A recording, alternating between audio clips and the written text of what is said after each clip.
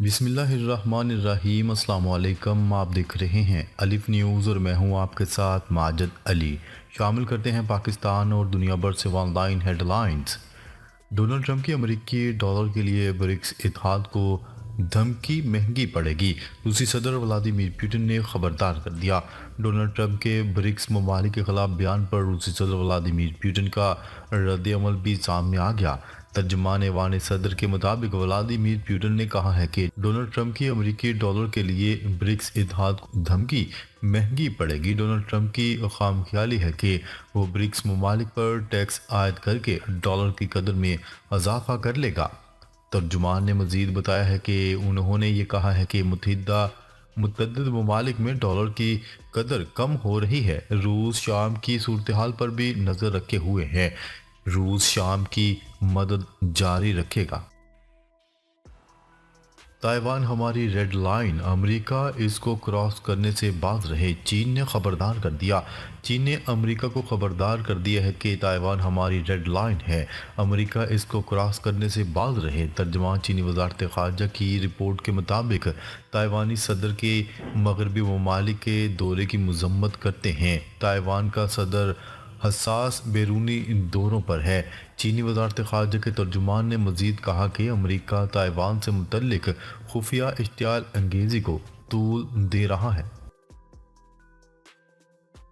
جنگ بندی ختم ہوئی تو ہمارے لیے لبنان اور حزب اللہ برابر ہوں گے، اسرائیل کی دھمکی۔ لبنان اور حزب اللہ کے درمیان جنگ بندی معاہدے کی خلاف ورزیوں کے باہمی الزامات کے بعد اسرائیلی وزیر دفاع نے دھمکی دیتے ہوئے کہا ہے کہ اگر حزب اللہ کے ساتھ جنگ بندی ختم ہو جاتی ہے تو فوج لبنان اور حزب اللہ میں فرق نہیں کرے گی۔ شمالی سرحد کے دورے کے دوران کارٹر نے لبنانی حکومت پر زور دیا کہ وہ لبنانی فوج کو اپنا کردار ادا کرنے، حزب اللہ کو دریائے لیتانی سے ہٹانے اور اس کے بنیادی ڈھانچے کو مکمل طور پر ختم کرنے کا اختیار دے۔ سعودی عرب نے فلسطینی بحرانوں کو ناقابل برداشت قرار دے دیا۔ سعودی وزیر خارجہ نے کہا ہے کہ فلسطین میں انسانی بحران ناقابل برداشت ہو چکا ہے۔ میڈیا رپورٹ کے مطابق سعودی وزیر خارجہ شہزادہ فیصل بن فرحان کا کہنا ہے کہ غزہ کی پٹی میں حالیہ کشیدگی اور تنازعات کے دائرے میں توسیع کے اثرات ایک ایسی جنگ تک پہنچنے کے خطرے کو ظاہر کر رہے ہیں جس پر قابو پانا بہت مشکل ہے۔ حماس کا غزہ میں یرغمالیوں کی رہائی سے متعلق بڑا بیان۔ حماس نے غزہ میں موجود اسرائیلی یرغمالیوں سے متعلق اہم بیان جاری کرتے ہوئے کہا ہے کہ اسرائیل اپنی احمقانہ جنگ سے یرغمالیوں کو ہمیشہ کے لیے کھول سکتا ہے۔ غیر ملکی خبرساز ایجنسی کی رپورٹ کے مطابق حماس کا کہنا ہے کہ اسرائیل کو یرغمالیوں کی رہائی کے لیے جو کچھ کرنا ہے کر لے، اس سے قبل کہ بہت دیر ہو جائے۔ واضح ہے کہ اسرائیل کی 14 ماہ سے جاری جنگ میں اب تک 33 یرغمالی مارے جا چکے ہیں۔ امریکہ نے بھارت کو 1.17 ارب ڈالر کے جدید ہیلی کاپٹر آلات کی فروخت کی منظوری دے دی۔ روئٹرز کی رپورٹ کے مطابق پینٹاگون نے پیر کو کہا ہے کہ امریکی محکمہ خارجہ نے ہندوستان کو MH-60R ہیلی کاپٹروں کے لیے آلات اور متعلقہ سامان کی ممکنہ فروخت کی منظوری دی ہے، جس کی قیمت کا تخمینہ 1.17 بلین ڈالر ہے۔ امریکہ اور روس کے دباؤ کے تحت جنگی جرائم کا عالمی ٹریبیونل خطرے میں پڑ گیا۔ اسرائیلی وزیر اعظم نیتن یاہو کے خلاف وارنٹ سے عالمی عدالت انصاف کے وجود کے بارے میں خدشات نے سر اٹھا لیا ہے۔ فوجداری عدالت کی صدر کا کہنا ہے کہ اس عدالت کو دھمکیاں دی جا رہی ہیں۔ نیتن یاہو کے وارنٹ گرفتاری جاری ہونے کے بعد کچھ ممالک نے اسے متنازع بنا دیا ہے۔ اگرچہ بین الاقوامی فوجداری عدالت کا خاتمہ کیا جاتا ہے تو اس کے نتیجے میں تمام مقدمات ختم ہو جائیں گے اور یہ عدالت کے وجود کے لیے انتہائی خطرناک ہے۔ امریکی وزیر خارجہ اینتھنی بلنکن اور اسرائیل کے اسٹریٹجک امور کے وزیر کی ملاقات۔ غیر ملکی خبرساز ادارے کی رپورٹ کے مطابق ملاقات میں امریکی وزیر خارجہ اینتھنی بلنکن نے غزہ جنگ کے خاتمے اور یرغمالیوں کی رہائی کی اہمیت پر زور دیا۔ انہوں نے غزہ میں انسانی امداد کی فراہمی میں بہتری اور لبنان میں حالیہ جنگ بندی کے نفاذ پر گفتگو کی۔ اتر غزہ اور مغربی کنارے میں اسرائیلی کارروائیوں میں 9 فلسطینی شہید ہو گئے۔ اسرائیل کی جانب سے جنوبی خان یونس کے علاقے میں فلسطینیوں کے لیے فوری انخلاء کے احکامات بھی جاری کیے گئے ہیں۔ جنگ بندی معاہدے کے باوجود لڑائی تھم نہ سکی، اسرائیلی حملوں میں مزید 11 لبنانی جاں بھاگ۔ اسرائیل اور حزب اللہ کے درمیان جنگ بندی معاہدے کے باوجود بھی اسرائیل کے لبنان پر حملے جاری ہیں، جبکہ حزب اللہ بھی جوابی کارروائیاں جاری رکھے ہوئے ہے۔ میڈیا رپورٹ کے مطابق گزشتہ ہفتے ہونے والی جنگ بندی معاہدے کے باوجود اسرائیل اور حزب اللہ ایک دوسرے پر معاہدے کی خلاف ورزی کے الزامات لگاتے ہوئے حملے کر رہے ہیں۔ گزشتہ روز اسرائیلی فوج کی جانب سے جنوبی لبنان میں جنگ بندی معاہدے کی متعدد خلاف ورزیوں کے بعد حزب اللہ نے بھی اسرائیل پر جوابی حملہ کیا، جس کا جواب اب اسرائیل نے لبنان میں بمباری کی صورت میں دیا۔ اسرائیل کی جنگ بندی معاہدے کی خلاف ورزی، حزب اللہ کا جوابی حملہ۔ اسرائیلی فوج کی جانب سے جنوبی لبنان میں جنگ بندی معاہدے کے متعدد مرتبہ خلاف ورزیاں کی گئی، جس کے جواب میں حزب اللہ نے بھی اسرائیل پر جوابی حملہ کر دیا۔ لبنانی مزاحمتی تنظیم حزب اللہ کی جانب سے سماجی رابطے کے پلیٹ فارم ٹیلی گرام پر جاری اپنے بیان میں کہا گیا ہے کہ اسرائیلی خلاف ورزیوں کے جواب میں خبردار کرتے ہوئے کفر شعبہ میں اسرائیلی فوجی اڈوں پر جوابی حملہ کیا گیا۔ جنوبی کوریا کے صدر نے ملک میں مارشل لا نافذ کر دیا۔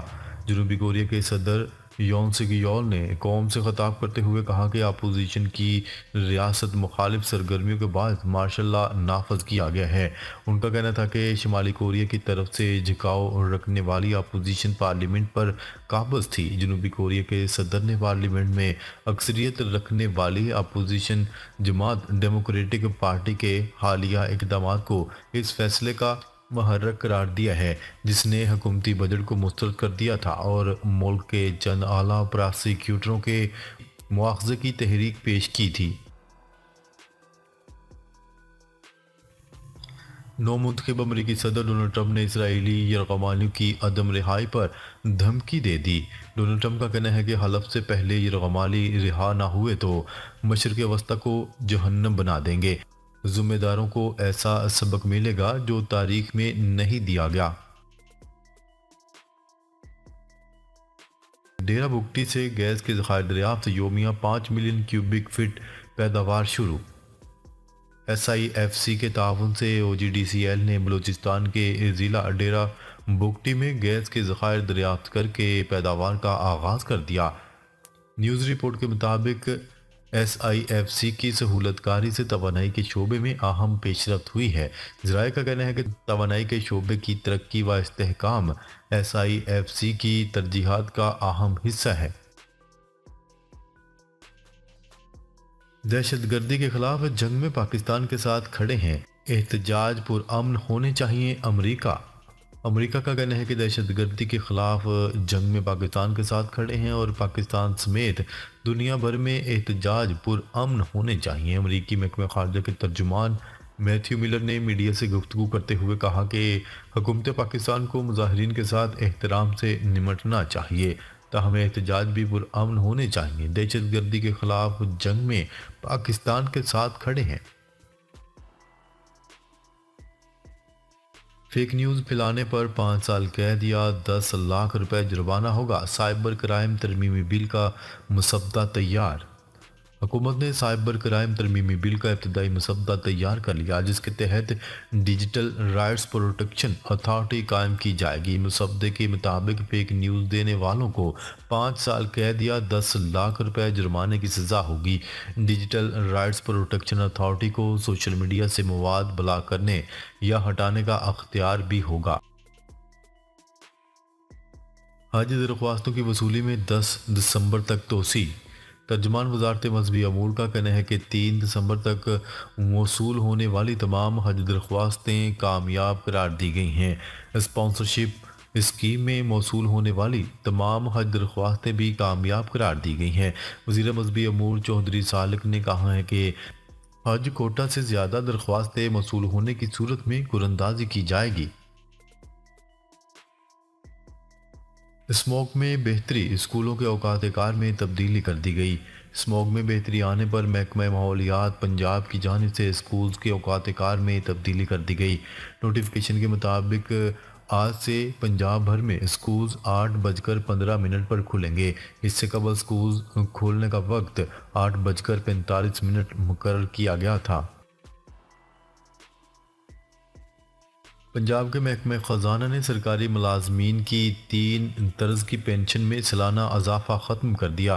سیکرٹری خزانہ مجاہد شیردل نے تمام انتظامی سیکرٹریز اور سربراہوں کو مراسلہ بھجوا دیا، جس کے مطابق پینشن میں اضافہ پر بندش کا آغاز آج سے ریٹائرڈ ہونے والے سرکاری ملازمین پر ہوگا۔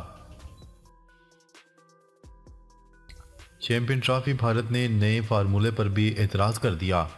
آئی سی سی چیمپئن ٹرافی کا شیڈول بھارتی جواب نہ آنے کی وجہ سے ابھی تک تاخیر کا شکار ہے۔ بھارت نے نئے پارٹنرشپ فارمولے پر بھی اعتراض کر دیا۔ نیا فارمولہ چیمپئن ٹرافی سے لاگو ہے، جو 3 سال تک نافذ العمل رہے گا۔ نئے فارمولے کے تحت بھارت اپنے تمام میچز دبئی میں کھیلے گا۔ ناظرین، اب تک کے لیے اتنا ہی۔ مزید خبریں لے کر بہت جلد آپ کی خدمت میں حاضر ہوں گے۔ تب تک کے لیے اپنا خیال رکھیے گا۔ اللہ نگہبان۔